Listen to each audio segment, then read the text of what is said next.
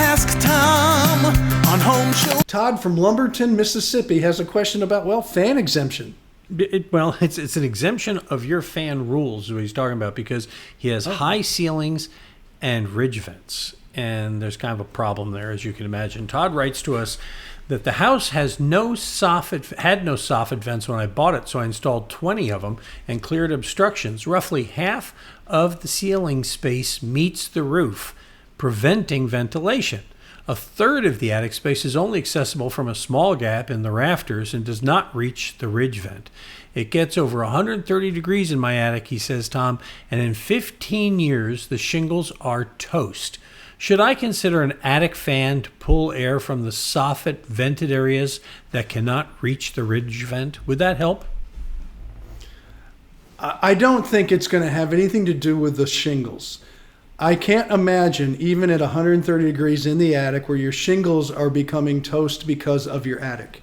So if it's the shingle issue, and I'm going to stick with that right now, I think that the shingles probably were a very poor quality shingle. I think you could find a new roof today where they won't be toast for 30 years, no matter how hot it gets, whether you're building in the desert or in Mississippi where you are. So I think that probably is a shingle issue more so than an attic ventilation issue. Now, the soffit vents should never been put in there because there's no way to let the attic breathe from bottom to top. So I don't know what else you want to do. If you want to put a vent in those open areas that don't reach the top, it's not going to hurt you any. If you want to put a solar vent or something, although in Mississippi, if you have a lot of tree coverage, that might not help you either. You might just want to put some air hawks. That'll certainly reduce the moisture in there and let it stay drier so your insulation works better. So I won't say no to that. But it sounds like if the shingles are toast, you need a new roof. And I would definitely check out the shingles you're buying and upgrade them to, say, a good GAF quality shingle or an Owens Corning or a really good quality shingle, and upgrade to a better standard. And I don't think you'll get a 15-year toasted roof from your attic problem. That's a whole different situation. So you're not going to solve the shingles problem with attic ventilation in 15 years of deterioration. There's something wrong with the shingles. And if you want to, if you can, you could even go back and see if there's any warranty on them. There might be, but I doubt that you'll probably be able to trace it back, because unless you were the original buyer and still had the paperwork, and they'll probably give you some prorated shingles if they're a 20-year or 30-year shingle. But quite frankly, I don't think the two are related. This situation, Tom, it rang a bell for me when I read this, that he has that high ceiling and it's touching right up against there where he can't get ventilation. Is this a case where you would say pack it tight and don't go for the ventilation up there? There's a saying is, if you can't ventilate it right, don't ventilate it at all.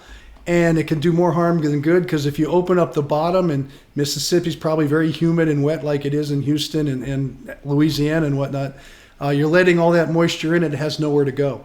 So it's going to sit up there and fester. It's not going to hurt your shingles, but it will definitely destroy your insulation values. And so it'll cost you more money on your electric bill if you're cooling it, which I assume you would be in Mississippi.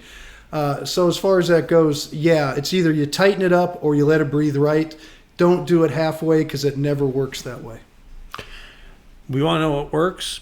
This does. That blue button right there at HomeShowRadio.com. It works real easy. If you have a question, you want some help, you want to get more from your house, Tom will help you. He's a degree in architecture, a home builder. He teaches. He's the guy. He'll help you fill out this form, send pictures. It helps. And we post a new one of these every day at HomeShowRadio.com, our Facebook page, and on our YouTube channel, Home Show Radio YouTube channel. When you watch those videos, if you'd help us out and just give it a thumbs up if you like them, because that helps make them easier for everybody else to find.